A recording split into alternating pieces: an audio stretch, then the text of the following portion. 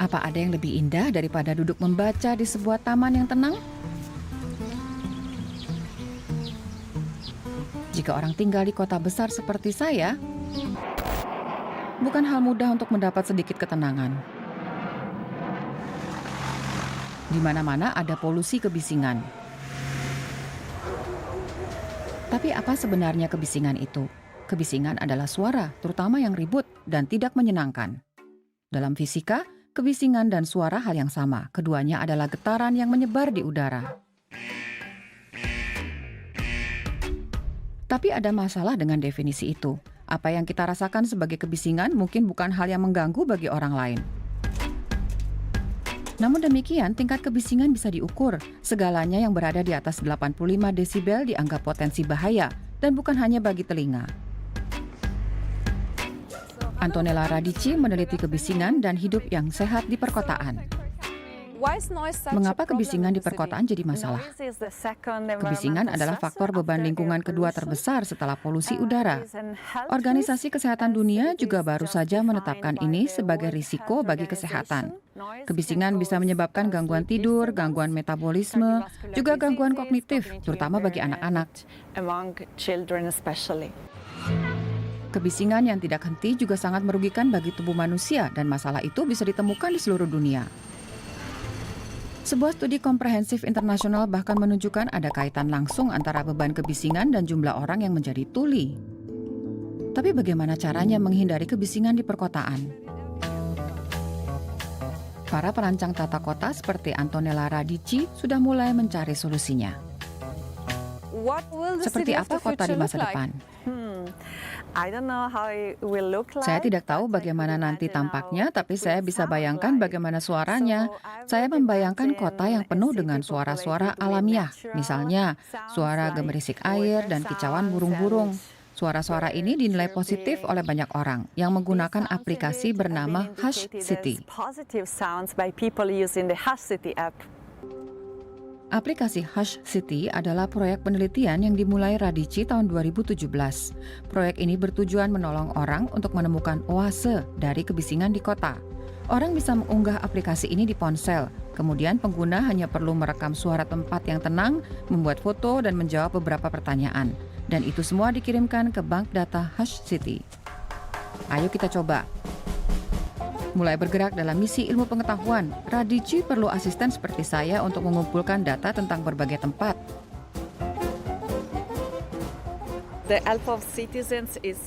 Bantuan dari warga kota sangat penting. Orang-orang yang tinggal dan bekerja di kota adalah mereka yang benar-benar mengenal kota. Memang menyenangkan menjadi ilmuwan awam, tapi ternyata menemukan tempat yang tenang di perkotaan lebih sulit dari dugaan saya. Tujuan utama proyek adalah memberikan bantuan agar lokasi tenang di perkotaan bisa ditemukan dan dilindungi, dan itu efektif membantu mengurangi beban polusi suara di perkotaan. Coba kita lihat apakah orang lain sudah menemukan oase yang tenang di kota? Inilah yang saya cari. Ayo ikut. Tapi tolong jangan ribut di sini.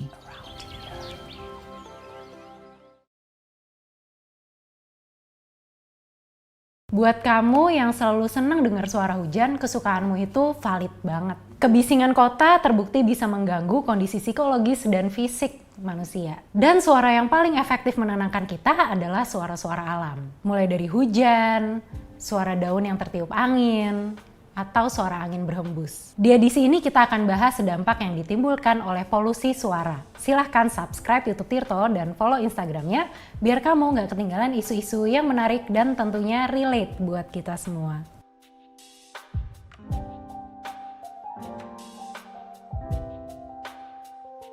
Orang-orang yang rentan terpapar polusi suara adalah mereka yang tinggal di kawasan perkotaan. Terlebih yang tinggal di dekat kawasan industri, bandara, stasiun, atau jalur perlintasan kereta. Keluhan sehari-harinya mungkin sebatas suara bising. Tapi paparan kebisingan secara konstan dalam kurun waktu panjang bisa menimbulkan dampak negatif terhadap kondisi psikologis dan fisik. Pada 2018, Guardian pernah mengutip perkataan Yutong Samuel Chai, epidemiolog di Imperial College London. Dia bilang, ada bukti konsisten yang menunjukkan kebisingan lalu lintas dapat memicu serangan jantung. Yutong menganalisa data kesehatan 356.000 orang di Inggris dan Norwegia.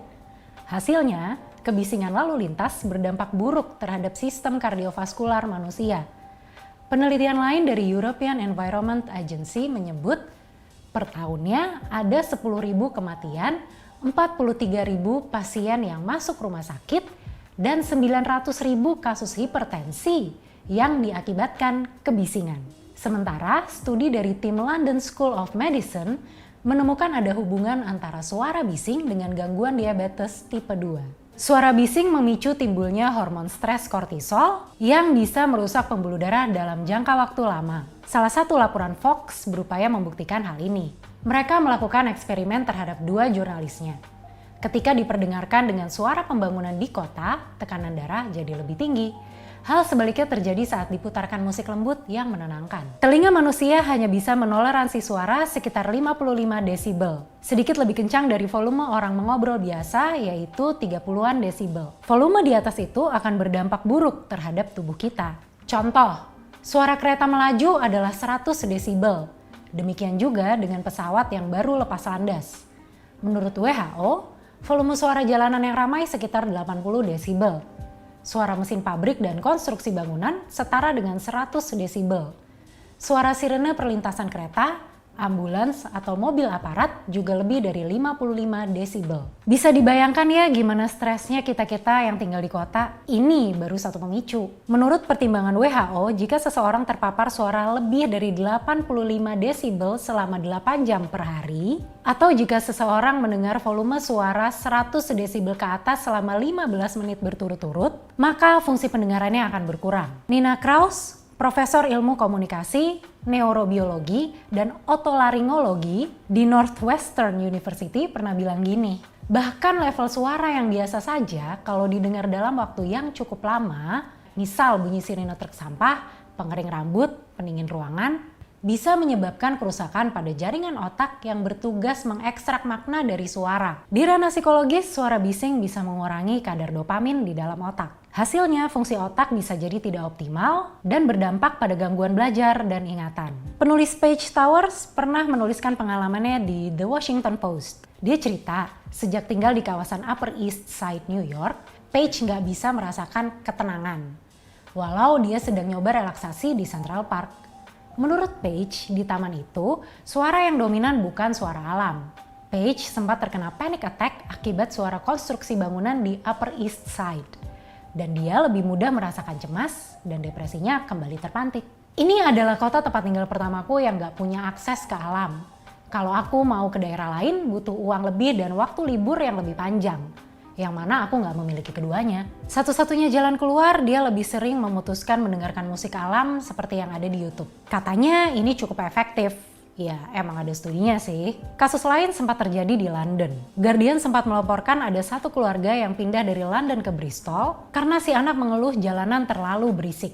Nah, perkara kebisingan ini juga merupakan perkara kelas sosial. Di Amerika contohnya, daerah yang bising biasanya adalah daerah yang ditinggali orang-orang kelas menengah ke bawah dan imigran.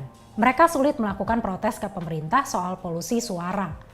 Dan juga nggak punya opsi untuk pindah ke tempat lain. Salah satu contoh daerahnya Chelsea, Massachusetts, Amerika Serikat. Sebagian besar orang yang tinggal di kota itu adalah imigran dan lokasinya dekat dengan bandara.